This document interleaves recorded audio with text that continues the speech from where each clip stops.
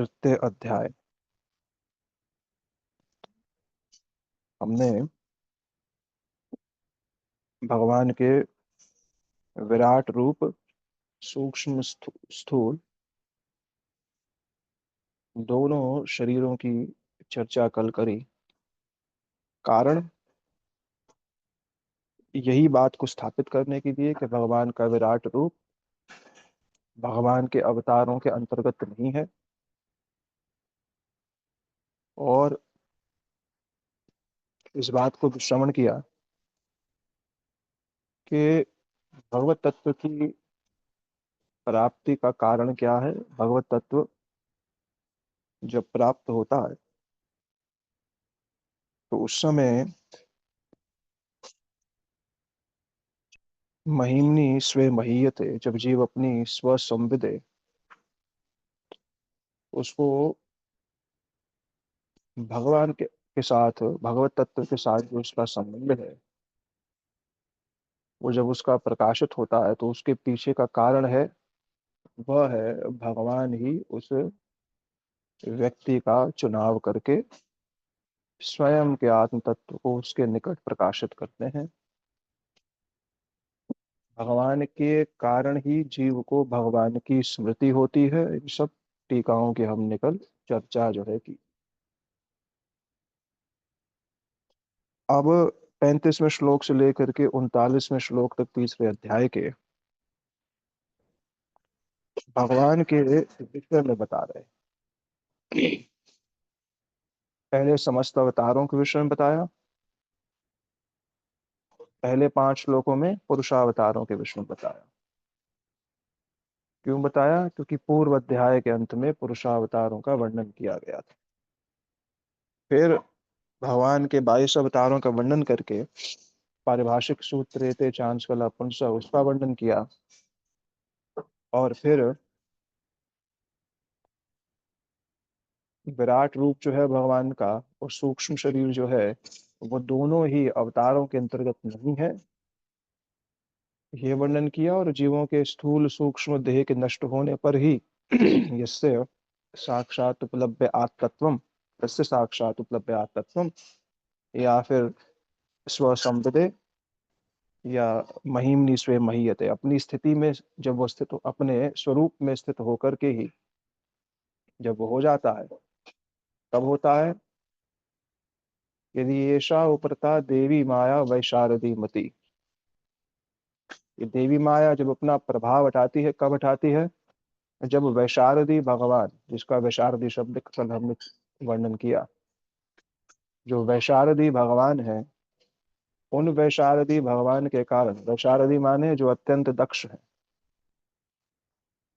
अत्यंत दक्ष हैं जीवों को अपनी ओर आकर्षित करने के लिए, इसलिए भगवान का एक नाम है वैशारद या वैशारदी।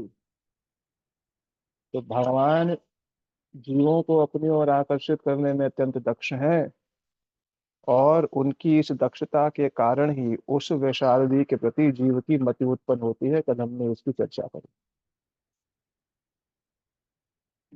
अब भगवान के विषय में 35वें श्लोक से लेकर के 39वें श्लोक तक उसकी चर्चा अब कर रहे हैं। श्री सुखदेव गोस्वामी पाठ कह रहे हैं, या श्री सूत गोस्वामी पाठ कह रहे हैं। एवं च जन्मन कर्माणि ही अकर्तुर अज्ञस्य च वर्णयन्ति स्म काव्यो वेदुगन्ति हृतपते। तो स्थूल सूक्ष्म दोनों का जो संपर्क है वो भगवान के अवतारों से नहीं है। तो ना तो स्थूल का, ना तो स्थूल की महिमा, ना तो सूक्ष्म सूक्ष्म की महिमा। जो बुद्धिमान है वो क्या करते हैं? वर्णयंती स्म कव्य वेद, वेद में जो भगवान की महिमा लाई है, उनके क्या? जन्मानि कर्माणि। कहाँ रहते हैं? हृदय पते, हृदय में निवास करते हैं। प्रश्न उठता है, भगवान हृदय में निवास करते हैं और सर्वत्र भी निवास करते हैं। भागवत जी के अष्टम स्कंद में इसको कहा गया, हृदय में भी निवास करते हैं, जीवों के सुहृद भी हैं, सबसे सर्वश्रेष्ठ मित्र भी हैं, सभी जीवों की आत्मा भी हैं। तो इतने सन्निकट होकर के भगवान का दर्शन जीव को क्यों नहीं होता? यहाँ पर श्लोक में कह रहे हैं वो कौन है? हृदपते, हृदय के पति स्वरूप। पति माने इसका एक छत्र अधिकार है हृदय के ऊपर, पालन तारण दोनों। प्रश्न है कि अगर वो हृदयपते है फिर उसका दर्शन क्यों नहीं होता है? नेत्रों के समक्ष वो प्रकट क्यों नहीं है फिर? सारा प्रश्न तो यही है कि ठीक है, वो आत्मवत्त है, सर्वभूता नाम है, सब जगह उनकी अवस्थिति है, फिर जीवों को उनका दर्शन क्यों नहीं हो रहा है? क्या उत्तर है इसका?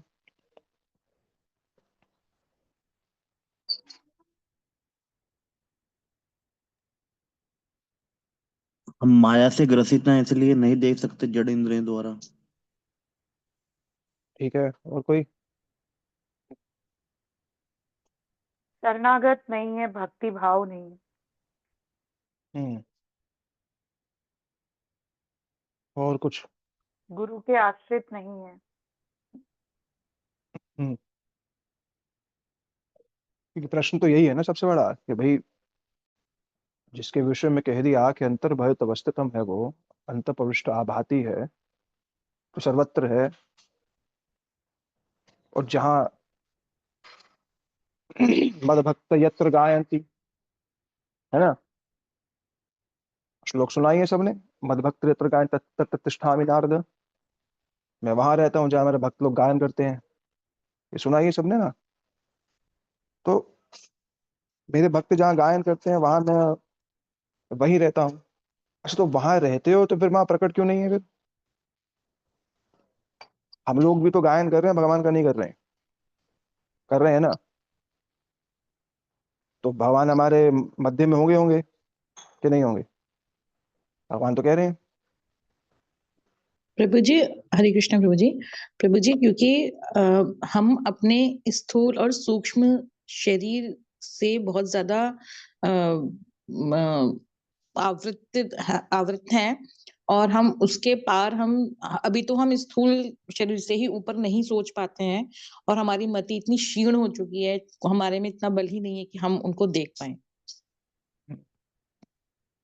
हम्म, सही है, सारे प्रश्न सारे उत्तर जो प्रभु है। जी ऐसे तो ये बहुत सारे दृष्टिकोण चले जाएंगे। अब इसमें ये भी आता है कली काले नाम रूपी कृष्ण अवतार, तो उन्होंने अपने नाम में अपने आप को डाल दिया।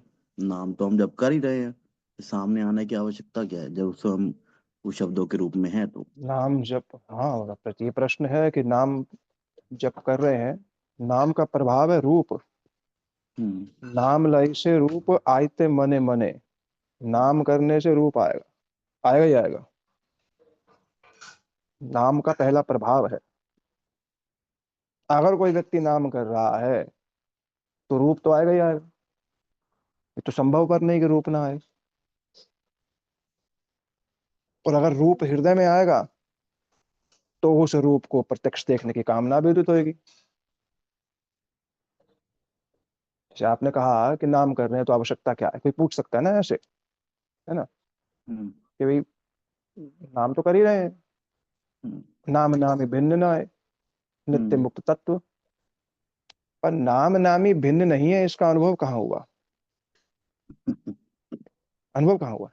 नाम से नामी का रूप जब प्रकाशित होगा तो नामी का रूप जब आई से मने मने, भक्ति ठाकुर हरिनाम चिंतामणि में कह रहे हैं, श्री नाम रहते रूप आई से मने मने, तो मन में जब रूप आएगा तो अष्टात्विक विकार होंगे। हम्म। अष्टात्विक विकार होंगे तो उनसे मिलन की उत्कंठा होगी। तो इसका अर्थ ये है कि नाम से रूप का प्राकट्य होता ही होता है। ठीक है।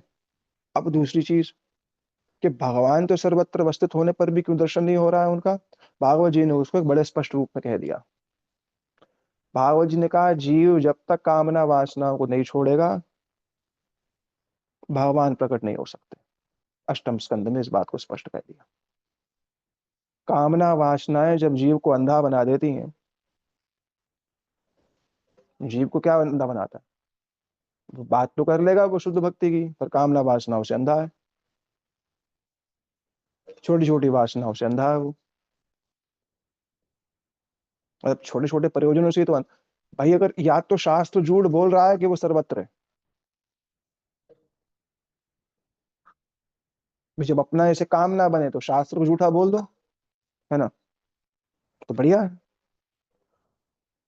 पर इतनी बड़ी अतिशयोक्ति तो शास्त्र कर नहीं रहा होगा। अगर हृदय पते कह रहे हैं तो भागवत जी का अगर एक शब्द प्रमाणिक है तो सभी प्रमाणिक है, अर्ध कुकुटी न्याय तो चलेगा नहीं। तो जीव अपनी कामना वासनाओं से ही क्यों नहीं देख पा रहे हैं, क्योंकि जागतिक कामना वासनाओं से अंधा हुआ पड़ा, बस और कुछ नहीं। उसी को अन्य अभिलाषता शून्यम कह दिया गया। भगवान के विषय में वार्ता करने का अर्थ ही यही है कि अपना परिचय मिले, है ना, अपना परिचय मिले, अपने हृदय को देखे कि कह रहा है भगवत दर्शन कब होगा, वो भगवत दर्शन तब होगा जब कामना वासनाएं छूटेंगी। जब अभी तो छोटी छोटी जैसे दीदी कह रही है अभी ना कि वो तो शरीर तक की ही वासनाओं का वो चल रहा है, बाकी तो बात दूर की बात। तो इसलिए ये बहुत भागवत जी के अष्टम का श्लोक है, मैं ढूंढना पड़ेगा मेरे को, उसमें ये बात आई कि जो लोक में सर्वत्र व्याप्त है, जो सुहृद है, अंतर स्थित है, वो सामने क्यों नहीं है फिर। वो इसलिए नहीं है क्योंकि जीव की कामनाओं ने उसको अंधा बना दिया है, बस और कुछ नहीं। वो चाहे शारीरिक कामनाएं हो, चाहे मानसिक कामनाएं हो, चाहे स्वर्गादिक की कामनाएं हो, चाहे अन्य अन्य जो सिद्धि इत्यादि की काम कुछ भी हो, बस वो कामना हो उसको ना। वरना भगवान की स्थिति तो सर्वथा उपलब्ध है, क्योंकि बिना उनकी स्थिति के कुछ चलता भी नहीं। भागवत जी में तो एक आदर्श में इस बात को कह दिया कि हृदय असु ये नहीं, दे इंद्रिय असु हृदयानि चरंती है न संजीवितानि तदेवी परम नरेंद्र। भगवान की स्थिति के कारण तो उसकी स्थिति है, भगवान की उपस्थिति के कारण तो जीव की उपस्थिति है। कारण हटा दो तो कार्य का कोई अस्तित्व ही नहीं है। तो इसका मतलब सर्वत्र भगवान की उपस्थिति है, पर कामना वासनाओं ने उसको फिर अब ऐसे कर दिया है तो ढक गया। तो यहाँ पर हृदयपते जो कहा गया, एवं च जन्मनि कर्माणि, जो मेरे जन्म और कर्म के विषय में सुनता है, किसके विषय में, जो हृदयपते हैं, हृदय में रहने वाले, हर क्षण रहने वाले। हम्म। और हृदयपते कहने से केवल एक व्यक्तिगत नहीं, व्यष्टि परमात्मा के रूप में सबके हृदय में, समष्टि परमात्मा के रूप में सर्वत्र, व्यष्टि परमात्मा के रूप में सबके हृदय में, समष्टि परमात्मा के हृदय में सर्वत्र, जिनका क्या, जन्म कर्माणि, जिनका जागतिक जन्म नहीं है, जीवों की भांति जागतिक क्रियाएं नहीं। अब कह दिया एवं, माने जो पिछले जो ये सूक्ष्म स्थूल की बात कही, इसको छोड़ करके कहा गया कि भगवान जो अजन्मा है फिर भी वो जन्म लेते हैं, अजायमानो बहुधा अभिजायते। इसको भागवत के दशम स्कंद में भी, जब श्री कृष्ण जन्म आया है पंचम स्कंद में, जय माने अजय जन्मे,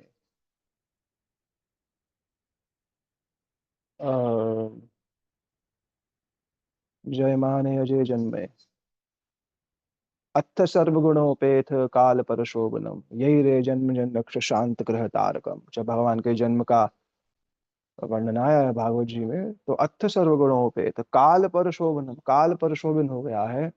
नद्दे प्रसन्न सल्ला, जलरुहाश्रय, नदियां प्रसन्न हो गई हैं।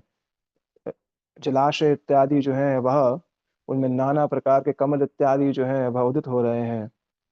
प्रकृति नवनवायमान होकर के चंचलात्मक रूप में अपनी सौंदर्य किरणों का जो है विस्तार कर रही हैं। ऐसी स्थिति में जयमान है, सब शांत ग्रह तारकम, सब विरुद्ध ग्रह नक्षत्र तार शांत हो गए हैं। और उस समय पुण्य गंध वह शुचि, वायु की पुण्य गंध को वहन करके, के पुण्य गंध को वहन करके वायु जो है दूती की भांति सर्वत्र उस भूतपूर्व सुगंधि का जो विस्तार कर रही है। तो जयमान है अजय जन्म, जिसका जन्म नहीं है वो जन्म ले रहा है। यहाँ पर चक्रवर्ती पाद वही बात कह रहे हैं। क्या? जिसका जन्म नहीं है वो जन्म ले रहा है, पर जन्म लेने पर भी उसका जन्म सामान्य शिशु की भांति नहीं है। उसके गुण कर्म गाने से क्या होगा? उसके गुण कर्म गाने चाहिए। स्थूल सूक्ष्म की बात नहीं कही, उसके गुण कर्म गाने चाहिए। क्यों?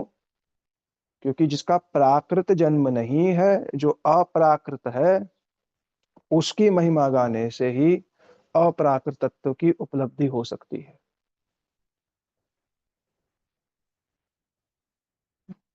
वो भगवान अनेक लग रहे हैं, अनेक अवतारों को जो धारण इत्यादि करते हैं, वो करता नहीं है पर फिर भी कार्य कर रहे हैं। समस्त विरोधाभास, समस्त विरोध विरुद्ध धर्माश्रय है भगवान। नाचस्य कार्य कारणम च विद्यते, उनका कोई, उनकी इंद्रियां नहीं है, उनका शरीर भी नहीं है। कह रही है क्या? प्राकृत शरीर नहीं है। साथ साथ ये भी कह दिया कि अब जिसका एक एक तरफ कह रहे हो कि उनका शरीर नहीं है, उनकी इंद्रियां नहीं है, फिर कह रहे हो स्वाभाविक ज्ञान बल क्रिया च, फिर कह रहे हो कि उनमें स्वाभाविक ही जो है उनमें ज्ञान और बल क्रियाएं हैं। तो क्या कहने की, क्या कहना, तात्पर्य क्या है? कहते जो व्यक्ति ये देखता है कि कोई जीव का जन्म मरण देख रहा है, कोई जीव का जन्म मरण देख रहा है, जीव का भी जन्म मरण होता है क्या? है? नहीं भगवान का प्रभु जी। जन्म, हाँ। तो जब जब जब जीव का ही जन्म मरण नहीं है, जिसका संबंध माया से है, माने तो भगवान का भगवान का जन्म मरण कैसे होगा भैया? हम्म। तो कृष्ण मर गए बाण से, तो जीव का ही जन्म मरण नहीं है भैया, तो भगवान का कैसे होगा? यही बात को स्थापित कर रहे हैं कि उसका गुण गाना चाहिए। पर जीव के संबंध में एक बात है कि जीव का माया के पदार्थ से संबंध है। माइक गुणों में वो प्रवेश जब आता है तो उसको स्थूल सूक्ष्म में जब दिया जाता है, ये सब माया की उत्पत्ति है। पर भगवान का उस माया से भी प्रत्यक्ष कोई संबंध नहीं। माने भगवान का स्वरूप वपु जो है, उनकी लीलाएं जो है वो सामान्य भौतिक क्रियाएं नहीं। इसीलिए ही किसी अपराकृत तत्व की क्रिया और उसकी लीला और उसके जन्म कर्म इत्यादि को सुन करके ही अपराकृत तत्व की उपलब्धि की जा सकती है। जीव का जन्म है और जो उसकी क्रियाएं तो भौतिक उससे है, अगर जन्म मान लिया जाए तो। पर भगवान का जो संबंध है वो माया से किंचित मात्र भी नहीं है, यही भेद है।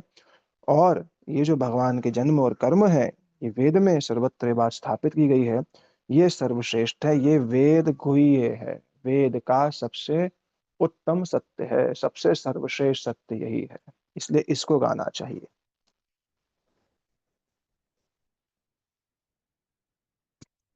जीव उनसे भिन्न है, निम्न है, इसलिए उसके कार्य कैसे हैं? माया से संबंधित है। भगवान जन्म कर्म च मे दिव्यम यो विधि तत्वतः। जो मेरे इन जन्म कर्म को याद करता है, तत्वतः जान लेते। वेति, वेति माने जान लेना। वेति शब्द जो है वह वित्त धातु से, वित्त धातु का मतलब ज्ञान हो जाना, मेरे जन्म कर्म का ज्ञान हो जाना, अनुभव हो जाना उसका। वेति माने तत्वतः उसको समझ लेना कि मैं सामान्य पुरुष नहीं हूं, मेरी लीलाएं भी सामान्य नहीं है। हृदयपते के विषय में कह रहे हैं, जो क्योंकि भगवान हृदय में रहने वाले परमात्मा रूप में, जो भगवान का ये स्थूल स्वरूप है, स्थूल है भगवते रूप मन संधारिध्या, ये जो कल हमने चर्चा करी, ये भौतिक जगत, वो अवतारों के अंतर्गत नहीं आ रहा है, क्योंकि वो हृदय के भीतर नहीं रहता है। पशुदक्षाय विष्णु, वो विशुद्ध सत्व में ही स्थित है, वो विशुद्ध सत्व ही है। किसके अंश है शुद्धक्षाय विष्णु? अनिरुद्ध। अनिरुद्ध के। हाँ, अनिरुद्ध के। तीनों तीनों पुरुषावतार जो है वह संकर्षण, प्रद्युम्न, अनिरुद्ध। जैसे संकर्षण, प्रद्युम्न, अनिरुद्ध कैसे है, विशुद्ध सत्व में है, ऐसे ही तीनों पुरुषावतार भी विशुद्ध सत्व में स्थित है।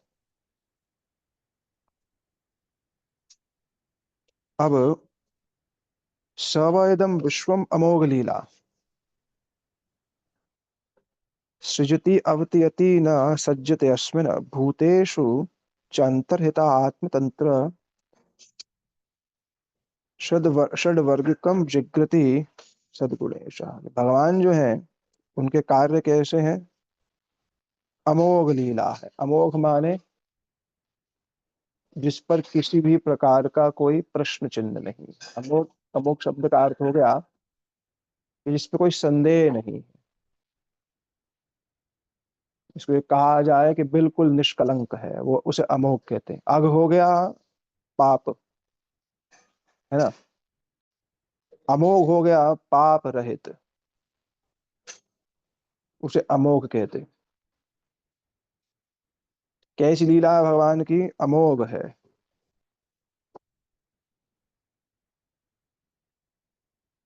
सज्जते अस्मिन माने जो सब जीवों में प्रवेश कर जाते हैं। करते क्या है? सृजति अवति, जगत का निर्माण कर रहे हैं, सृजन कर रहे हैं, संहार कर रहे हैं। उच्च अंतर्हिता, ये आ, जिग्रति सद्गुणेश, छह इंद्रियों के स्वामी हैं,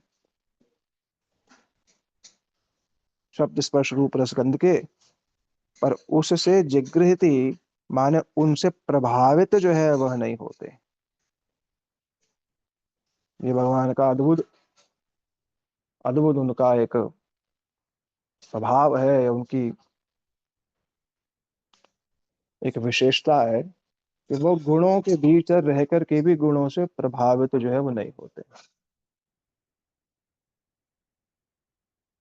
भगवान के ऐसे है षड वर्ग कम, षड वर्ग जो है ये इंद्रियां,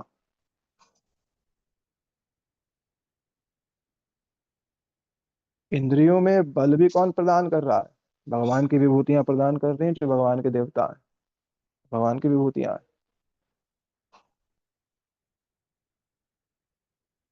इसलिए भगवान का आराधन तो सही है, पर देवताओं के प्रति भी सम्मान की दृष्टि ही रखनी चाहिए, क्योंकि भगवान की विभूतियों के कारण ही ये देह संचालित हो रही।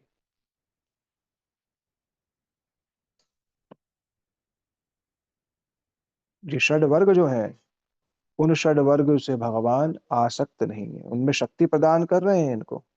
जैसे कोई व्यक्ति किसी को कुछ, किसी के लिए कुछ उपकार कर दे, है ना, उपकार कर दे तो फिर उसमें आसक्त हो जाता है कि हमने इसका उपकार किया, हमने इसके लिए ऐसा किया, इसने को हमारे क्या किया। हाँ, वो साधु इस चीज से मुक्त होता है, शुद्ध भक्त होते हैं इससे मुक्त होते हैं। वो जानते हैं जगत की विडंबना है, बस आज किसी के प्रति उपकार करो, कल वो आपका प्रतिकार कर सकता है, क्योंकि जगत है। पर भगवान की स्थिति ऐसी नहीं। इसलिए उत्तम भागवतों का एक लक्षण बताया गया, यो ना द्वेष्टि न हर्षति, ना ना कुछ मिलने पर प्रसन्न हो रहे हैं और ना कुछ होने पर दुखी हो रहे हैं। सवे भागवत उत्तम। तो भगवान के जैसे गुण हैं वो भक्तों में भी हैं। तो भगवान इंद्रियों में बल तो प्रदान कर रहे हैं, उसके स्वामी ही हैं, ऋषिकेश कहा गया, पर स्वामी होने पर भी उन इंद्रियों में आसक्त नहीं, कि नहीं ये इंद्रियां मैंने इसको प्रदान करी हैं तो अब ये इंद्रियां मेरे लिए ही सिर्फ प्रयोग करे ना।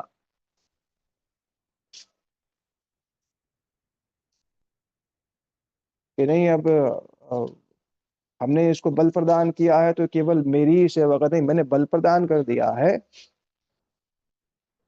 अब इनका इसका प्रयोग वो जिस भी दिशा में करेगा उसको उसी के अनुरूप ही फल मिल जाएगा। मैंने इंद्रियों में, नेत्रों में, शब्द स्पर्श रूप रस गंध इत्यादि में सब कुछ व्यवस्था कर दी है, अब इसका प्रयोग जिस दिशा में करेगा उसको वैसा फल जो है प्राप्त हो जाएगा। भगवान इस चीज में निर्लिप्त रहते, और बिना निर्लिप्त हुए कोई सुखी भी नहीं रह सकता है। जैसे बहुत बार होता है, हमारे एक साधु कथा सुनाते थे, वो एक लड़का आता था उनके पास, तो रोज उनको प्रणाम करता है, रोज उनको प्रणाम करता, तो बड़े मतलब महीनों से सालों से आता था। अब कुछ दिन उसने आना बंद कर दिया उनके पास, परेशाना की बात है, तो कुछ दिन आना बंद कर दिया। और थोड़े दिन बाद देखा श्री जी मंदिर की ओर जा रहे थे परिक्रमा करते हुए, देखा वो लड़का सामने से आ रहा है, उसके पीछे एक लड़की भी है। अब वो इस बार उसने प्रणाम नहीं किया, चला गया बिना प्रणाम करके। अब देखो कहाँ कहाँ मन आ सकता होता है इन चीजों में। देखो तो इस साधु ने सोचा कि अरे इतने सालों से प्रणाम कर रहा मेरे को, 4 दिन विवाह हुआ, मुझे प्रणाम नहीं कर रहा। अब इन्होंने सोचा, थोड़ा आगे चले, अपने मन को बोले, भैया तूने इससे प्रणाम की आशा ही क्यों करी थी?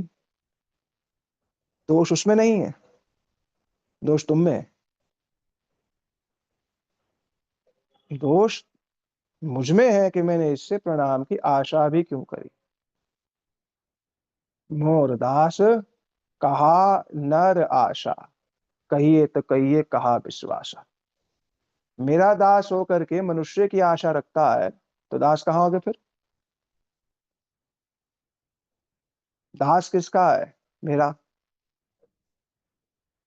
तो प्रणाम तक में मन अटक जाता है। इसीलिए ही महापुरुष जो होगा वो मुक्त होगा, उसको पता है कि भाई बद्ध जीव जो है वो अपनी स्थिति के अनुसार ही मान सम्मान देगा, समझ रहे हो?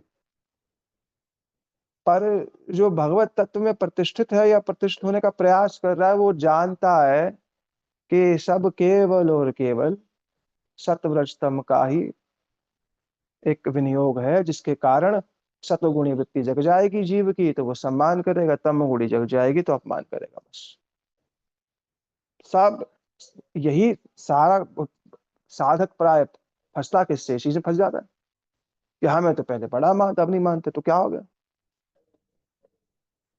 और यहाँ लोग भगवान को ही भूले बैठे तो हमारी क्या बात है।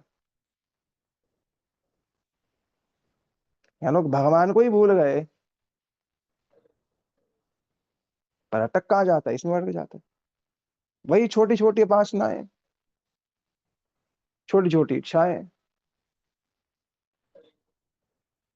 तो भगवान अनासक्त रहते इन चीजों से, इंद्रियों में बल प्रदान कर देते हैं, ठीक है, अब तो जहां जिस दिशा में बल इसका प्रयोग करना चाहो कर सकते हो।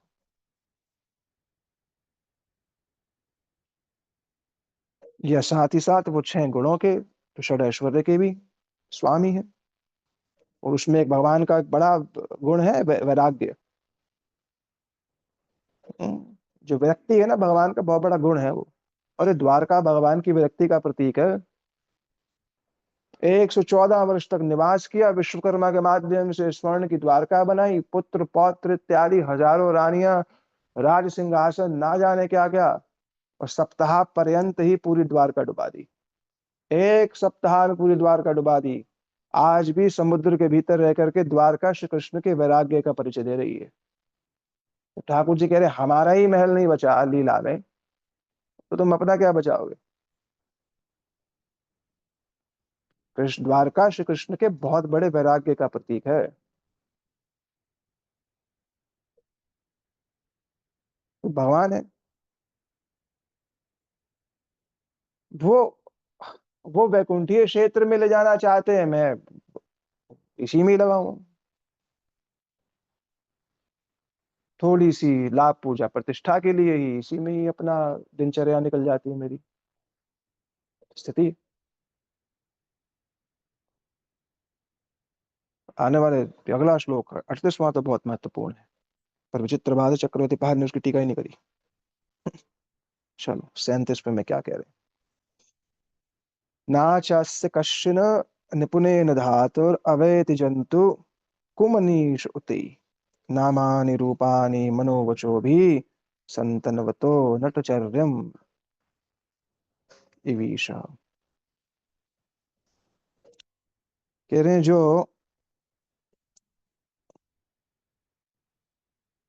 ऐसा व्यक्ति जो बुद्धिमान नहीं है, पर वो बुद्धिमान अपने आप को प्रस्तुत करता है, किस प्रकार से ज्ञान और योग के माध्यम से वो मुझे नहीं जान सकता है। क्योंकि ज्ञान और योग कैसे हैं, ज्ञान और योग के माध्यम से मैं उनको जान पाऊंगा। ये ऐसा है कि श्रेय भक्तिम सति श्रेय सतिम, दशम स्कंद के 14वें अध्याय का चौथा श्लोक है। भक्ति उतस्य देते विभो, हे विभो आपकी भक्ति को छोड़ करके ज्ञान और योग के माध्यम से आपको जानना असंभव। कृष्यंत केवल अबोध लब्ध, अबोध व्यक्ति ही है ज्ञान और योग का आश्रय लेकर के आपको प्राप्त करने की इच्छा करता है।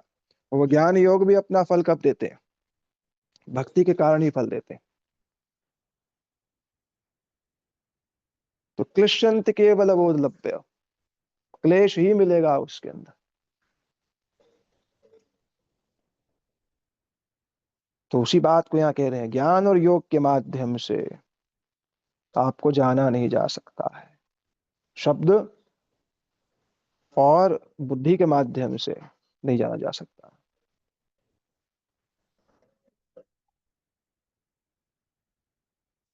तो जो नामानि रूपानि मनोवचो भी, जो अपने नाम से अपने रूप से अपने गुण से लीला इत्यादि से स्वयं उसको लेकर के आते हैं, स्वयं अपने उस गोलोक वृंदावन के वैभव को यहाँ पर नाम रूप गुण लीला के रूप में लेकर के जो आते हैं, जब वो अवतरित होते हैं। पर ज्ञान योग वाले समझ नहीं पाते। जैसे संततवतो नटचर, जैसे कोई नट हो, नट माने कलाकार, जैसे किसी नट के अभिनय को अभिज्ञ व्यक्ति नहीं समझ पाएगा। नट के नट के जो उसकी उसकी जो कलाकारी है, उसका जो अभिनय है, उस अभिनय की सूक्ष्मता को समझने की क्षमता एक अज्ञ व्यक्ति में नहीं होती, वो नहीं समझ सकता। ऐसे ही भगवान के इन नाम रूप गुण लीला को जो वो स्वयं अवतरित होते हैं जिसके साथ, उनको ज्ञान और योग के माध्यम से नहीं जाना जा सकता है, या किसी भौतिक विद्या से भी उनको नहीं जाना जा सकता है।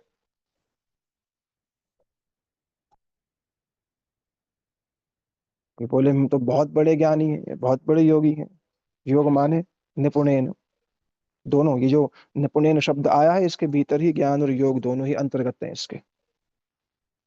तो कुमनीष जंतु, कुमनीष माने जिसकी मनीषा नहीं है, जो मनीषी नहीं है, कुमनीष है, जो ये प्रयास कर रहा है कि मैं अपने बल से उनको जान जाऊंगा।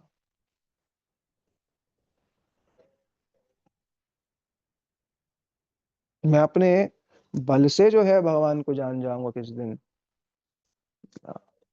गुणात्मेत गुणात्मातुम हितवति नश्य कईश्वरस्य कालेन ये वा विमताश कल्पे भूपाशखे में का दुभाष। ब्रह्मा जी कह रहे हैं, अरे भविष्य में आकर कोई रजकणों को गिन ले हो सकता है, अग्नि के शिखा से प्रकट होने वाले जो ज्योति पुंज है उनको गिन ले हो सकता है, कोई आकाश से गिरने वाले जो जल के बिंदु है उसको गिन ले, भगवान को समझना असंभव है। आदि जीव ब्रह्मा जी का वाक्य है ये। इसलिए ज्ञान प्रयास उदपादस्य नमन्त एव जीवन्ति संपरिताम। इसलिए प्रार्थना के माध्यम से ही भगवान का प्राकट्य होता है। भगवान प्रार्थना के अधीन है। प्राणेश्वर निवेदन ऐ जन करे। हे प्राणेश्वर, मैं जो है आपके निकट जो है निवेदन जो है करता हूं। श्री नरोत्तम दास ठाकुर कह रहे हैं, गोकुल गोविंद गोकुल चंद्र परम आनंद कंत गोपी कुल प्रिय देख मोरे। हे गोविंद, हे गोकुल चंद्र, हे गोकुल के चंद्रमा स्वरूप, हे गोकुल के समस्त जनों के हृदय की कुमुदनी को विकसित करने वाले चंद्रमा स्वरूप, समस्त ब्रजवासी वृंद की इंद्रियों को आनंद प्रदान करने वाले हे गोविंद स्वरूप, आनंद मूल स्वरूप आनंद कंद हे कृष्ण, गोपी कुल प्रिय और गोपांगनाओं के समूह को अत्यंत प्रिय सर्वश्रेष्ठ प्रिय देख मोरे प्राणेश्वर निवेदन ऐ जन करे। हे प्राणेश्वर, आप दृष्टिपात करिए। क्यों दृष्टिपात करिए मेरी ओर, उसके विषय में कह रहे हैं। दारुण संसार गति विषय ते लब्ध मति, तुया विस्मरण शैल भूके। जर जर तनु मन अचेतन अनुषण, जीवन्ते मरते भेल दुखे। हे प्रभु, दारुण संसार गति, संसार की गति बड़ी दारुण है। दारुण माने बड़ी दुस्तर है। और मेरी मति जो है विषय ते लुब्ध मति, विषयों में मैं बड़ा प्रबुद्ध हूँ, लुब्ध हूँ, मग्न हूं मैं।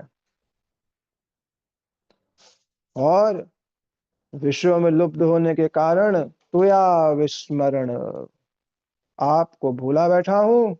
और उससे क्या हो रहा है, आपकी विस्मृति शूल के समान मेरे हृदय को कष्ट पहुंचा रही। भगवान की विस्मृति, किंचित मात्र भी विस्मृति होने पर जब प्रत्येक क्षण शूल की भांति बीत रहा है, तभी मानिए भगवान की प्राप्ति की उत्कंठा है।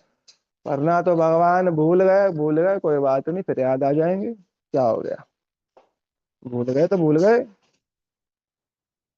श्री नरोत्तम दास ठाकुर कह रहे हैं, तुया विस्मरण शैल बुके, शैल के समान हृदय जो है उसमें भिद्ध हो गया है मेरा आपकी विस्मृति के कारण।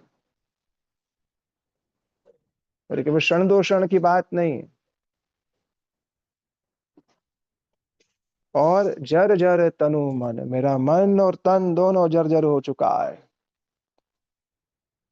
अचेतन अनुषण,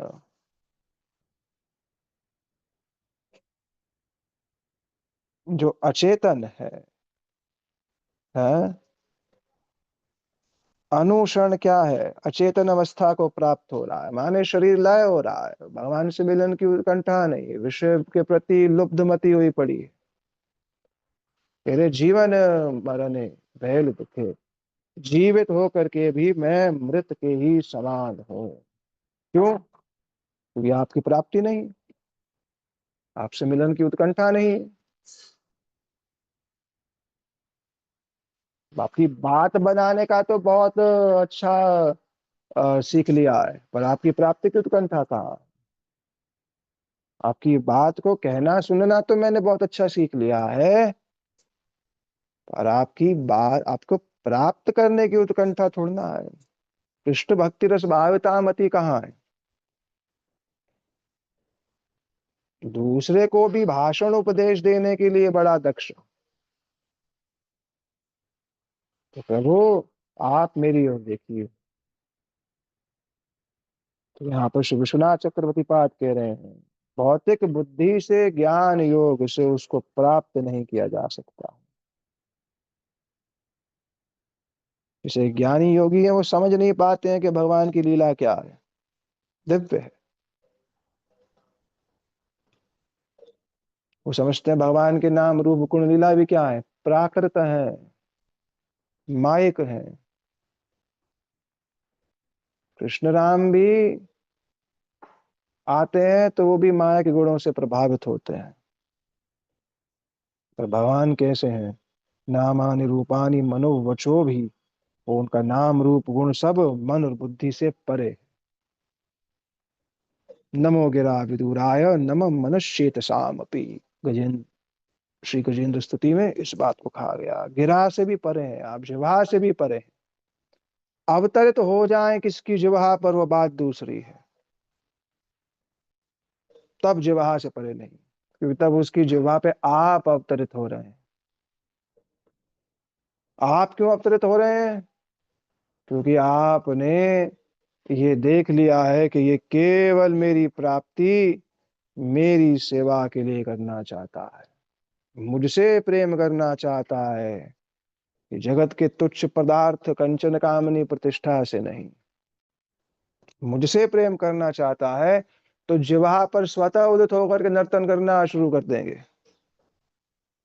सिद्धांत इत्यादि सब अपने आप प्रकट हो जाएंगे। ज्ञानी लोग जो है भक्ति विहीन होते हैं। वो ज्ञानी लोग कहते हैं कि जो नाम रूप जिसका है वो तो माया के अंतर्गत है। बहुत से ऐसे ज्ञानी मिले, क्या बोलेंगे, तुम अभी भी नाम रूप में ही फंसे हुए हो, हैं? वो कहेंगे उसका ना नाम है, ना उसका रूप है, ना उसका आकार है, बस खलु इदम ब्रह्म। खलु माने निश्चित ही, इदम माने यह ब्रह्म ही है। खल इदम का ही अर्थ है नाम रूप में ही अभी तुम्हारा चित्त फंसा हुआ है। ज्ञानी लोग ऐसी बात कहेंगे। उसका कोई नाम नहीं है, उसका कोई रूप नहीं, या उसको जिस रूप में मान लो वो वही है। ये सब बातें बोल बोल बोल करके ना खुद कुछ प्राप्त करते हैं, ना किसी दूसरे को कुछ प्राप्त करने देते हैं। इसलिए इसको कुमनीष कहा गया है। ये मनीषी नहीं है, कुमनीषा है, कि बुद्धि भ्रष्ट है। भगवान भगवान कैसे है? संतनवतः। भगवान इन सब जो अपने नाम गुण लीला का संततवतः माने उसका प्रचार करते हैं, जो बार बार इस जगत में अपनी कृपा से भगवान अनेक अनेक रूप जो है धारण करते हैं। भागवत जी के अम, अष्टम स्कंद के 23वें अध्याय में भी इस बात को कहा गया। भगवान मत्स्य के चरित्र में, जो मत्स्य अवतार का चरित्र है, मत्स्य अवतार के मध्य में इस बात को कहा गया कि प्रभु आप तो इतने सारे रूप इत्यादि धारण करते हैं, उसके पीछे कारण क्या है? तो भगवान बोले, अनुग्रहाय भूतानाम दत्स्य रूपम जलो कसाम। मैं तो उच्च अवचेषु भूतेषु चरण वायुरीश्वर। मैं तो उच्च नीच ना जाने अनेक अनेक प्रकार के शरीरों में अवतरित होता रहता हूँ। क्यों? गो विप्र सुर साधूनाम छंदसामपि च ईश्वर रक्षामिच्छन्त तनुधत्ते धर्मस्य अर्थस्य च एव हि। कह रहे मैं अवतरित होता हूँ कारण गो विप्र सुर साधु नाम, वो तो बस सभी के ही हैं। छंदसाम अपि सचईश्वर, सबके एकमात्र प्रभु हैं, फिर भी गौ ब्राह्मण देवता साधु वेद धर्म और अर्थ की रक्षा के लिए,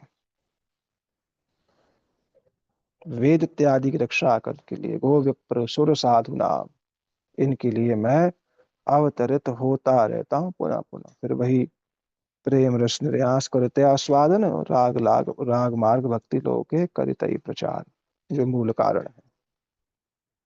तो आप अनेक अनेक रूपों में अवतरित जो है वह होते रहते हैं अपनी ही कृपा से। अब एक उदाहरण दे रहे हैं। जैसे एक व्यक्ति किसी नाटक को देख रहा है, एक दर्शक एक नाटक के दृश्य को देख रहा है, पर वो उनके नाम और रूप इत्यादि को समझ नहीं पा रहा है, क्योंकि वो नाट्य शास्त्र से क्या है, अज्ञ है।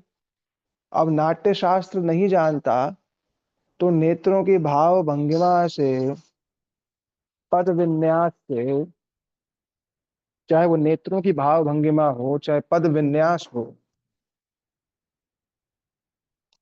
या उसके शरीर के जो अंग हैं उन अंगों के जो भिन्न भिन्न वह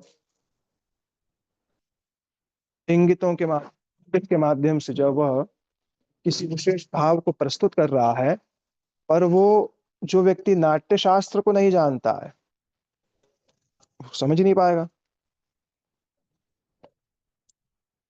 जो नाट्य में काव्य का प्रयोग कैसे है, उस काव्य को नहीं जानता, वो नहीं समझ पाएगा। जैसे जो नाट्य शास्त्र में कभी हाथों की मुद्राओं से चंद्र या कमल की मुद्रा के माध्यम से यह प्रकट कर दिया जाता है कि चंद्र या कमल को वह अपने नाट्य शास्त्र के माध्यम से व्यक्त कर रहे हैं। पर जब वो नाट्य शास्त्र में चंद्र और कमल की मुद्रा को जब व्यक्त कर रहे हैं, तो जब किसी को वो चंद्र और कमल उसको समझ ही ना आए, बोले अरे ये क्या कर रहे हैं भैया, मुझे क्या समझ में आएगा। हाँ, उसी ही प्रकार से ही वो कहता है अरे ये सब नाटक वाटक पता नहीं क्या कर रहे थे, कभी हाथ से क्या बना रहे हैं क्या बना रहे हैं। वे बोले तुम्हें समझ में नहीं आ रहा, वो तो पूरा इसी शैली से ही उन्होंने अपना जो भी उनका विषय था उस विषय की ऐसी अभूतपूर्व प्रस्तुति कर दी। अरे बोले हमें समझ में नहीं आया। क्यों? क्योंकि वो नाट्य शास्त्र की जो कला है उससे अज्ञ नहीं है, वो नहीं जान सकता है। और वो कहेगा अरे इसमें कोई रस वस नहीं। कहाँ रस था? जैसे वर्तमान समय में किसी को बोलो भरतनाट्यम देखने जाओ, वो समझ में नहीं आएगा उसके। वो क्या बोलेगा, बेकार है, बिल्कुल कोई रस ही नहीं है। क्यों? अज्ञ है वो। भरतनाट्यम की जो प्रस्तुति है, उस प्रस्तुति को जानने के लिए भरतनाट्य शास्त्र का जो ज्ञान है वो ना आवश्यक है, तभी उसका रस ले पाए, अन्यथा क्या बोलेगा, बेकार। उसी ही प्रकार से जो भगवान के नाम रूप गुण लीला से ही अनभिज्ञ है बिल्कुल, वो क्या बोलेगा, नाम रूप गुण लीला केवल और केवल माइक विषयों के होते हैं, भगवान का, प्रभु का, परमात्मा का कोई नाम ही नहीं होता। ऐसी ऐसी ऐसी बात कहते हैं, रसहीन व्यक्ति हैं। विषय का संग कोई दिक्कत नहीं, विषय व्यक्ति के संग से उतना नुकसान नहीं होगा जितना ऐसे लोगों के संग से नुकसान होगा। दूर से ही इनको यथा योग्य सम्मान प्रणाम करके दूरीभूत कर देना चाहिए। क्यों? क्या बोलेंगे, नाम रूप में तो रस, ये नाम रूप में क्या रस होता है, तुम्हें क्या संभव। क्यों? जो भगवान के प्रति अपराधी होकर के उनके नाम रूप गुण को अनित्य मानेगा, उसे कभी भगवान के नाम रूप गुण का रस क्या नहीं आ सकता, उसकी नाम रूप गुण के प्रति रुचि ही नहीं होगी कभी, वो अपराधी।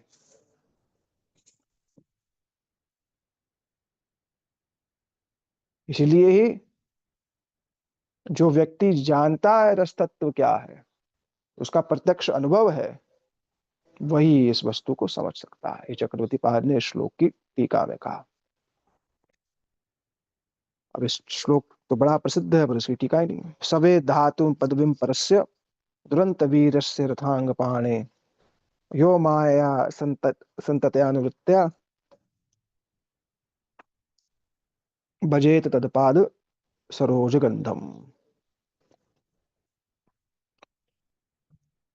भजेत तत्पाद, तदपाद माने भगवान के चरण कमल, सरोज माने जो सर में जिसका जन्म हुआ है, सर माने कमल, ये सरोवर, सरोवर में जन्म किसका हो रहा है, कमल का, और इसलिए उसको सरोज कहते हैं।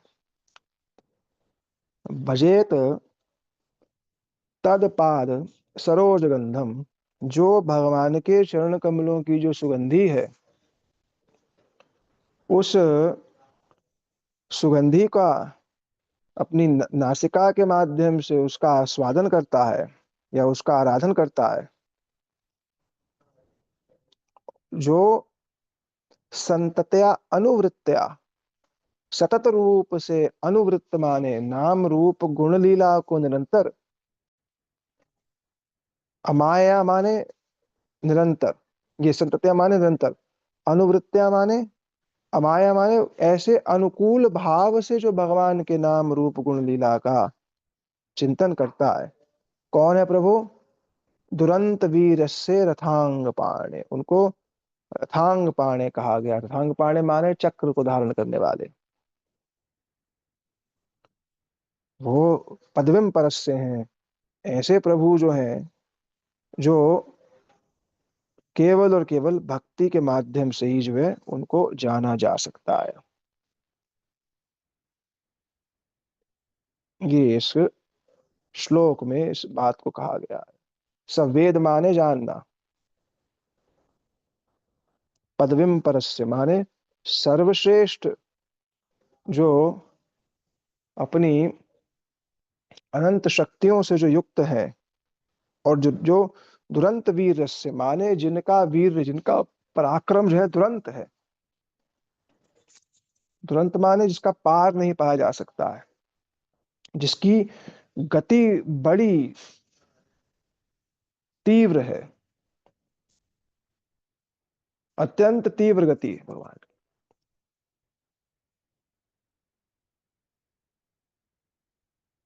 श्री दशम स्कंद के गर्भ स्तुति में कहा गया।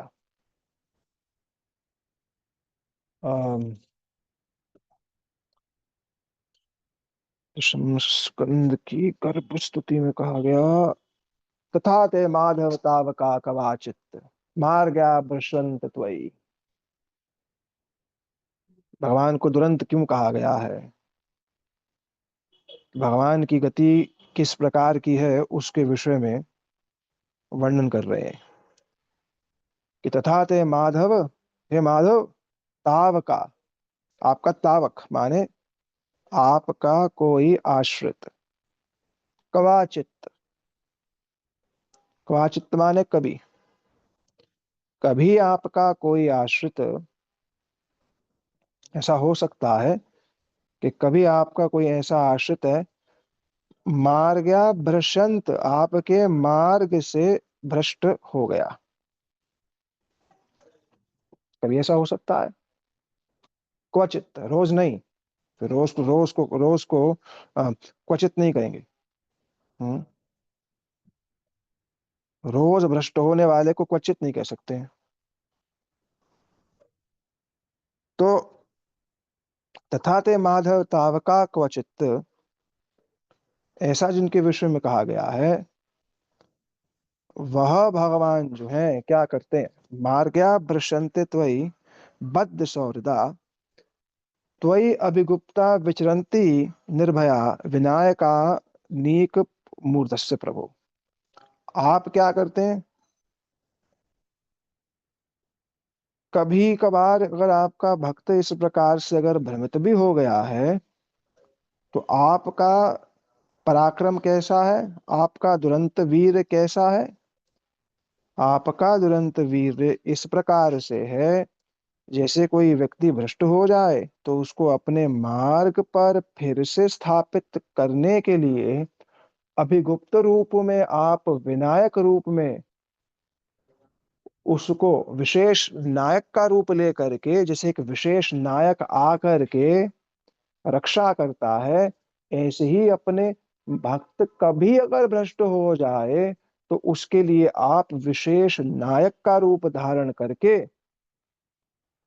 उसके मार्ग के समस्त मंगलों का नाश कर देते हैं और उसको निर्भय जो है वह बना देते हैं। तो यहाँ दुरंत वीर का वही था, यह आपका वीर है, यह आपका पराक्रम है। एक आपका पराक्रम अवश्य है जहां आप अनेक अनेक असुरों का वध जो है करते हैं, मम वीर संविदो इत्यादि के अंतर्गत ये बात कही गई। और आपका एक पराक्रम ये है कि कहीं अगर हो गया भ्रष्ट तो कुछ कभी त्वयि अभिगुप्ता, आप अभिगुप्त रूप में या विनायक रूप में आकर के उसकी रक्षा करते हैं। तो ऐसे रथांग पाणे, रथ के चक्र को धारण करने वाले भगवान जो है, उनके चरण कमलों की जो मकरंद रस की भांति जो उनके चरण कमल हैं, उनकी जो सुगंधी है, उस सुगंधी का भजन करने वाले या उसको घ्राण इंद्रियों से अपनी नासिका के माध्यम से उसको अंतर उसका आस्वादन करने वाले ऐसे भक्त लोग जो हैं, वही जो है आपको जान सकते हैं, वो आपको जान सकते हैं। ठीक है। अब 39वें श्लोक में कह रहे हैं, अतेह धन्य भागवत इत्तम यद वासुदेवे अखिल लोकनाथे कुर्वन्ति सर्वात्मकम आत्मभावना यत्र भूय परिवर्त उग्रह। कह रहे हैं कि आप सब लोग अत्यंत अत्यंत धन्य हैं। कौन कह रहा है? सूत गोस्वामी जी अब उत्तर दे रहे हैं। किनको, किनकी वंदना कर रहे हैं? शौनकादिक ऋषियों को कह रहे हैं। क्यों उनके विषय में कह रहे हैं कि आप अत्यंत धन्य हैं? इसलिए आप धन्य हैं क्यों? क्योंकि यद वासुदेव, जो अखिल लोकनाथ वासुदेव हैं, यत्र भूया परिवृत्त उग्र, आप इसलिए ही अत्यंत अत्यंत सौभाग्यशाली हैं क्योंकि जब मनुष्य अपने मन को पूर्ण रूप से भगवान के चरण कमलों में स्थापित कर देता है, ऐसे प्रश्न इत्यादि जो होते हैं वो क्या करते हैं, वह यत्र भूय परिवर्त उग्रह, बार बार ये उग्र जन्म जो हो रहा है, उग्र जन्म माने कष्टमय जन्म जो हो रहा है बार बार इस संसार में, ये इस संसार के कष्टमय जन्म से वह जो है निवृत्त हो जाते हैं। क्योंकि ये सारी बातों को सुन करके शौनकादिक ऋषियों के मन में ये बात आई कि भाई हमें तो इस प्रकार के, हम तो इस प्रकार से भक्ति युक्त नहीं है जो जो पूर्व श्लोक में कहा गया है। कैसी भक्ति कही गई है? यो अमाया संतत्या अनुवृत्त्या, अमाया माने निरंतर रूप में, माने अनुकूल रूप में और सतत रूप में जो भक्ति है उनके नाम रूप गुण लीला की, वो तो हम में नहीं है। तो हम किस प्रकार से प्राप्त करेंगे? तो फिर उनको प्रोत्साहन देने के लिए यहाँ कह दिया कि आप की मति जो है वो सर्वश्रेष्ठ है, क्योंकि आप यद वासुदेव अखिल लोकनाथ है, अखिल लोक के नाथ में आपकी चित्तवृत्ति है। ऐसे प्रश्न पूछने से क्या होता है? ऐसे प्रश्न पूछने से ही यत्र भूय परिवर्त उग्र, उग्र जन्म माने बार बार ये जो जन्म है यह जो है नष्ट हो जाता है, यह जो है स्थगित हो जाता है। सर्वज्ञ वेति विद्याम विद्याम च स वाच भगवान। भगवान की एक परिभाषा दी गई है वैष्णव निरुक्ति नामक ग्रंथ में। सर्वज्ञ वेति जो सब कुछ जानता है, विद्याम विद्याम, विद्या विद्या सब चीज को जानता है, च स वाच्य उसे ही भगवान कहते हैं। जो विद्या अविद्या दोनों को संपूर्ण रूप से जाने उसे भगवान कहते हैं। यहाँ जो भागवता शब्द जो कहा गया है उनके विषय में, शौनकादिक ऋषियों के विषय में, वह भागवता शब्द इसलिए कहा गया है क्योंकि उनमें कहीं कहीं अभी अन्य अन्य साधनों के प्रति कुछ आकर्षण है। भक्त तो वो अवश्य ही है, पर कहीं कुछ और साधन के प्रति भी उनका आकर्षण है। इसलिए ही कि सर्वात्मकम आत्म भावम, जब सर्वात्म रूप में कोई अपने आप को, मन को भगवान में जो है स्थिर कर लेता है, तब परिवर्तन फिर दोबारा जन्म जो है नहीं होता है। तो ये वक्ता श्रोता को प्रोत्साहन दे रहा है इस प्रकार के प्रश्न पूछ करके उनके समस्त प्रकार उनके चित्तवृत्ति को भगवान के प्रति संपूर्ण रूप से आकर्षित करने के लिए। यहाँ तक तो भगवान के विषय में ही ये सब बताया गया।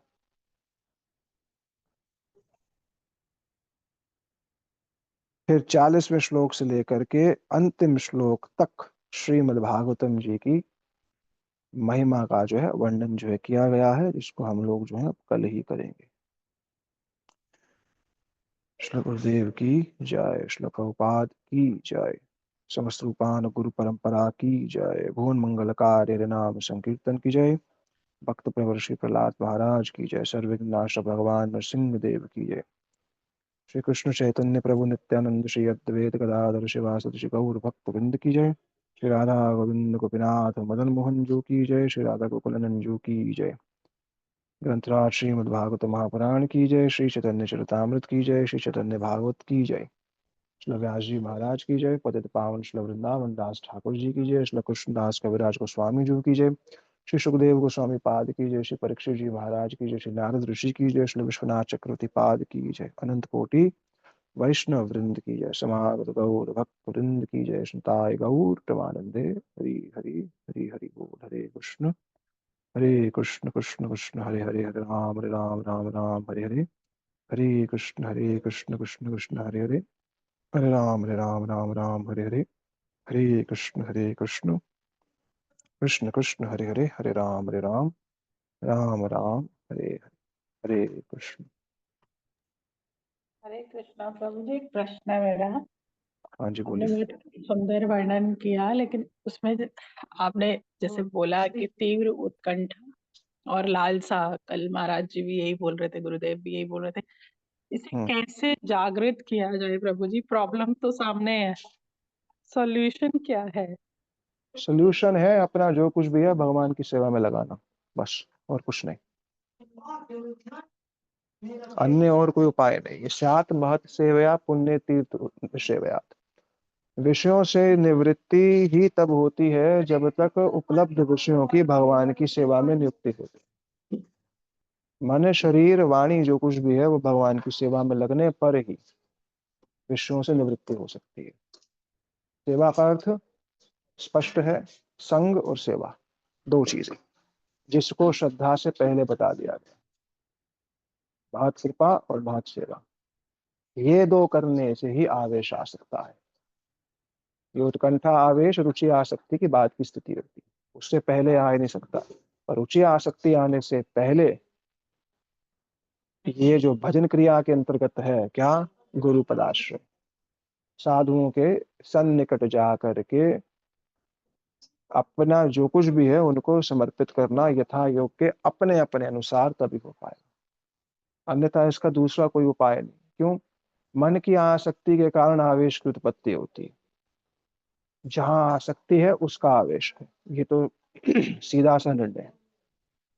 मन की आसक्ति के कारण आवेश होता है। तो जब जो वस्तु, व्यक्ति, धन, ऊर्जा जो भी है उसको जितनी मात्रा में विशुद्ध सत्व की सेवा में लगाएंगे, चाहे विशुद्ध सत्व की सेवा में भगवत नाम है, विशुद्ध सत्व की सेवा में श्री विग्रह की सेवा है, विशुद्ध सत्व की सेवा में श्री भागवतम जी की सेवा है, और विशुद्ध सत्व की सेवा में भगवान के भक्तों की सेवा है, इसमें लगाने से ही आवेश और उत्कंठा उत्पन्न होती है।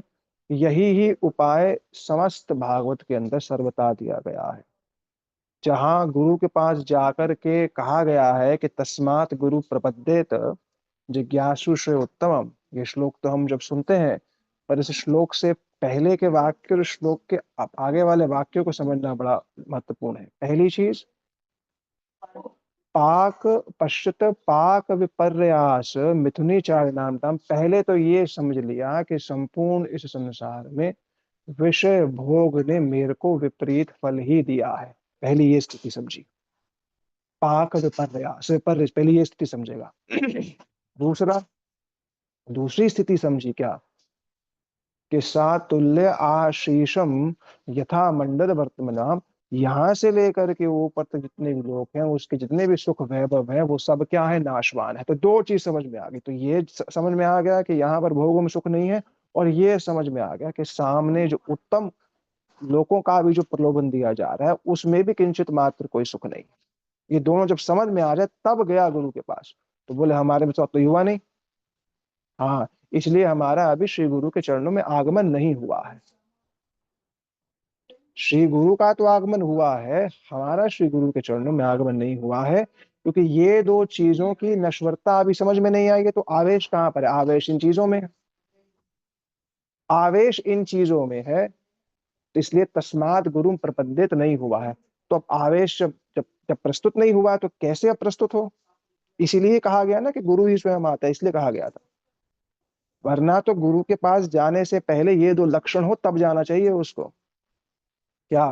पहला, पाक विपर्यास, समझ में आ जाए संसार नश्वर है, भोगों में सुख नहीं है। दूसरा, स्वर्ग आदि तक भी कहीं सुख नहीं है, क्योंकि वो भी इसी मंडल की भांति, माने इस भूमंडल की भांति वो भी नाशवान है। तब गुरु के पास, तब बोला गया तस्मात् गुरु प्रपद्येत। अच्छा, चलो अब श्री गुरु अपने आप आ गए। मेरा तो ये मति अभी स्थिर नहीं हुई है कि संसार के भोगों में सुख नहीं है, और स्वर्ग आदि की तो कोई परिचय नहीं है, तो उसके विषय में तो कहा ही नहीं जा सकता। जब मेरे को ये समझ ही नहीं आया कि संसार के भोगों में सुख नहीं है, पर फिर भी अगर मेरे जीवन में श्री गुरु का आगमन हो गया, तो अब मेरा क्या कर्तव्य? अब मेरा क्या कर्तव्य? अब उसके विषय में कह रहे हैं। 9 श्लोकों में बताई ये सारी बात। इसलिए एकादश स्कंद पढ़ना सबसे ज्यादा महत्वपूर्ण। उसमें पहली चीज वहां पर बताई गई क्या? दारान पुत्रान गृहान वित्तान यत् परस्मै निवेदे। दारान माने पति पत्नी, पुत्रान, गृहान, वित्तान, चारों चीजें, जितना जैसा है वैसा उनको समर्पित कर दो। जैसा जितना सामर्थ्य हो उतनी सेवा करो जा करके, और उसका प्रचार नहीं ना। तो क्या हो? अच्छा, तो क्या हो, उसको धन का अभाव इसलिए नहीं, इसीलिए करो इससे जा करके, क्योंकि आसक्ति हटेगी ही तब। किसी के पास धन नहीं है तो कोई बात नहीं, शरीर से करे। किसी के पास शरीर का भी समय नहीं है, समय नहीं है, तो क्या करे? मन से करे। वो करने से हो जाएगा उसका। क्योंकि इससे होगा क्या? इससे सबसे पहले तो जहां जहां जहां जहां आसक्ति है, उस आसक्ति का परिवर्तन होगा। जब आसक्ति स्थानांतरित होगी तब ही, क्योंकि अभी आवेश आ रहा है संसार का, स्थानांतरित होगी किन के प्रति? जो भजन कर रहे हैं। तो वो भजन करने वालों का आवेश वह अपने आप ही मन में आना शुरू हो जाएगा। ये एक बहुत सरल सा सीधा सा मार्ग है। अब ये व्यक्ति के ऊपर निर्भर करता है, उसे पता है कि उसका कितना सामर्थ्य है। जिसके पास जो सामर्थ्य है, वो अपने सामर्थ्य अनुसार उसी को बोल दिया, तस्मात् गुरुम प्रपद्येत जिज्ञासु श्रेय उत्तमम शाब्दे परे च निष्णात ब्रह्मणि उपशमाश्रय। ऐसे भगवत भक्तों के निकट जाएं, तब आवेश आएगा। फिर भगवत भक्त स्नेह करेंगे हमसे, हमारी सेवा भाव को देख करके, तब वो स्नेह करेंगे। और वो स्नेह जो होगा, जो वास्तविक स्नेह होगा, वो इसलिए नहीं कि वो आपने कुछ दे दिया है, कुछ कर दिया। और मैं तो देखता हूँ कि देने वालों के प्रति तो वैष्णवों का स्नेह वैसे बड़ा कम होता है। क्यों? क्योंकि देने वाले में रहता है मैंने दिया है। पर जो कुछ भी नहीं होता उनके पास ना, केवल बस मंदिर का थोड़ा बहुत साफ सफाई कुछ कर, उनके प्रति विशेष स्नेह जो है प्रकाशित करते हैं। तो ये जो आपने पूछा कि आवेश और उत्कंठा कैसे आएगी, आवेश और उत्कंठा अध्ययन से नहीं आ सकती। आवेश उत्कंठा उसी से ही आएगी जो आवेश और उत्कंठित होकर के भगवत भजन कर रहा है, बस। इसलिए ही पहले भी इस बात को कहा गया, जो कर्तव्य प्रभुपाद जी ने बताया गृहस्थ भक्तों का, वो यही बताया कि जिन्होंने अपने संसार की आसक्ति का परित्याग करके भजन के मार्ग को स्वीकारा है संपूर्ण रूप से, ऐसे जनों की सेवा करने से ही हर एक गृहस्थ का कल्याण हो सकता है, उसी को हो सकता है। दूसरा प्रश्न कल विदेशी माता ने पूछा मेरे से, प्रभुपाद जी की बहुत पुरानी शिष्य, उन्होंने कहा कि प्रभु हम शुद्ध भक्त इसलिए भी जीवन में नहीं चाहते हैं क्योंकि हम जानते हैं कि शुद्ध भक्त हमसे हमारी आसक्ति ले लेगा, इसलिए हम चाहते ही नहीं है कि वो हमारे जीवन में आए। कहते तो हैं हमारी आसक्ति परिवर्तित हो जाए, पर उत्तम भागवत के आने पर, उत्तम भागवत तो आसक्ति ले लेगा अगर हम चाहेंगे तो। पर हम चाहते इसलिए भी नहीं है क्योंकि हमें अभी यहाँ आसक्ति है, तो यहाँ की आसक्ति छोड़े बिना भगवान में पूर्ण रूप से आसक्ति हो ही नहीं सकती, और यहाँ की आसक्ति सहज छूटती नहीं है, इसलिए उस आसक्ति के स्थानांतरण के लिए ही संपूर्ण क्रिया बना दी गई। बस संपूर्ण क्रिया बना दी भैया, जो भी तुम्हारे पास है उसका प्रयोग भगवान की सेवा में यथा योग्य यथा साध्य करना शुरू कर दो। जब उन साधुओं में जो माता कपिल देवहूति ने स्पष्ट बोला, माता ने बोला मैं स्त्री कैसे किस प्रकार से भगवान के मार्ग में बढ़ूंगी, ये तो परमहंसा नाम मुनि अमलात्म नाम लोगों की बातें हैं। तो उन्होंने कहा माता बड़ा सरल विषय बता रहा हूँ, भगवान देवहूति से कह रहे हैं भगवान कपिल देव देवहूति माता से कह रहे हैं, प्रसंग मजरम पाशम आत्मा नाम कव्य विदो सएव साधु सुकृष्टो मोक्ष द्वारम पावृतम। जगत के प्रसंग क्या करेंगे, बांधेंगे। वही जो कार्य जगत के लोगों के लिए कर रहे हो वो कार्य भगवान के भक्त के लिए कर दो। मोक्ष द्वारम उपावृतम, उपावृत माने खुल जाएगा भक्ति का वो द्वार जो कोटि काल से बंद है। बस सेवा और साधु सेवा, नाम संकीर्तन, दो चीजें जो महाप्रभु चैतन्य देव ने गृहस्थ भक्तों को बताई, साधु सेवा नाम संकीर्तन, बस। साधु सेवा प्रमुख है उसके अंदर। व्यक्तिगत अध्ययन से व्यक्तिगत नाम इत्यादि ठीक है, वो जब कोई है ही नहीं तब तो वो चल जाएगा, पर अवश्य ही प्रयास करना चाहिए ऐसे साधुओं के निकट जाकर के जो अपनी आसक्ति का छेदन करके मठ मंदिर में निवास कर रहे हैं, क्योंकि वो आसक्ति छेदन कर चुके हैं। उनके निकट जा करके प्रश्न इत्यादि पूछना, उनके निकट बैठना, समय निकाल करके जाना, वो तो समय निकालना पड़ेगा, वो तो होम डिलीवरी होती नहीं उसके अंदर कि अभी हमारे अब यहीं आ जाओ ना, वो जाना पड़ता है, बैठना पड़ता है, फिर आसक्ति का परिवर्तन हो जाता है।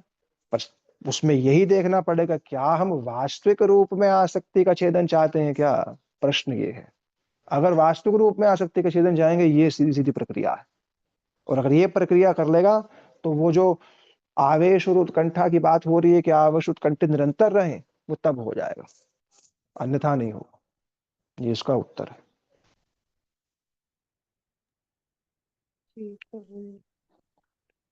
और किसने कुछ पूछना है?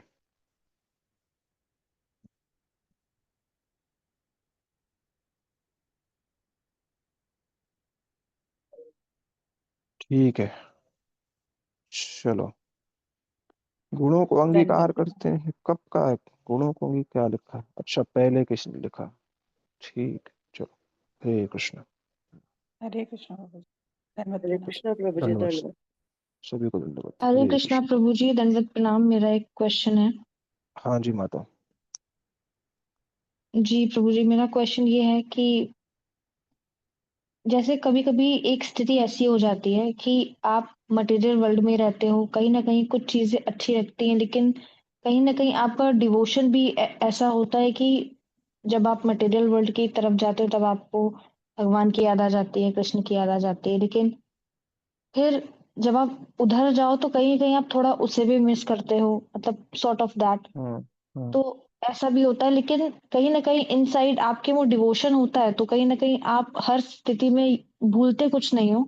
लेकिन बस ये है कि कहीं न कहीं आसक्तियाँ हैं, तो उसकी वजह से आप उनसे भी जुड़े हो। तो ये क्या है, थोड़ा-सा सिचुएशन एक्सप्लेन कर दीजिए?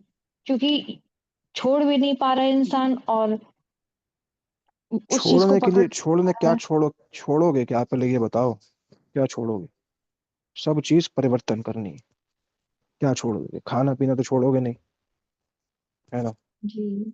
मिलना रहना तो छोड़ोगे नहीं, नहीं छोड़ सकते। हुँ, हुँ। व्यवहार पक्ष और परमार्थ पक्ष को सही रूप से समझना पड़ेगा। जहाँ व्यवहार की आवश्यकता है, वहाँ व्यवहार ही करोगे, वहाँ परमार्थ नहीं ला सकते।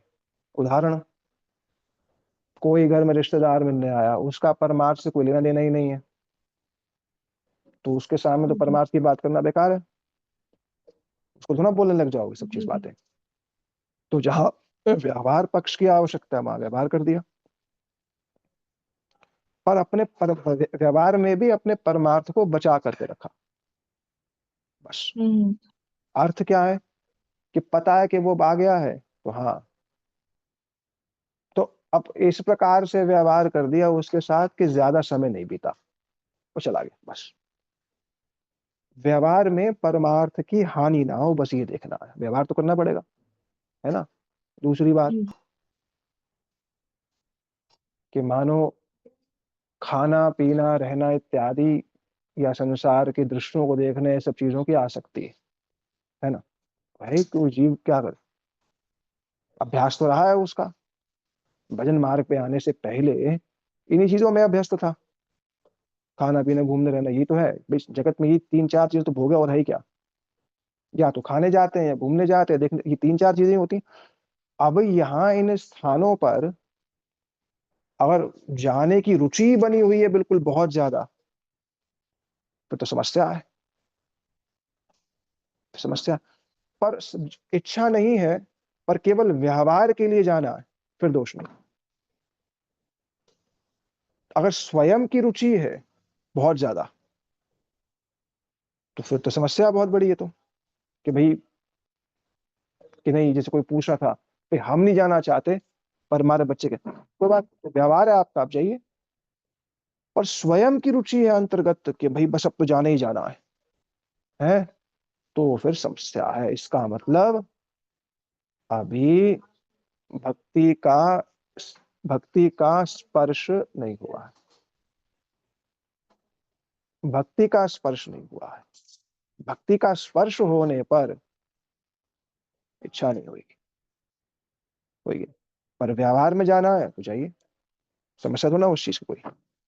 तो वहाँ जाकर के अगर कृष्ण की याद आ रही है, और उधर जाकर संसार में जाकर के कृष्ण याद आ रहे हैं, और कृष्ण के पास जाकर के संसार याद आ रहा है, ये स्थिति को माधुर्य कादम्बरी में स्पष्ट कह दिया। ये क्या है? संकल्प विकल्प की स्थिति है। संकल्प विकल्प है। कैसे? उदाहरण दिया, या इसके 2-3 इसलिए माधुर्य कादम्बरी में पढ़ा रहा हूँ विदेशी लोगों को, बड़ी महत्वपूर्ण। कहा, जहाँ भक्ति आरंभ करी, मैं इसको ना रिकॉर्डिंग बंद ही कर देता हूँ, किसी के काम का होगा नहीं।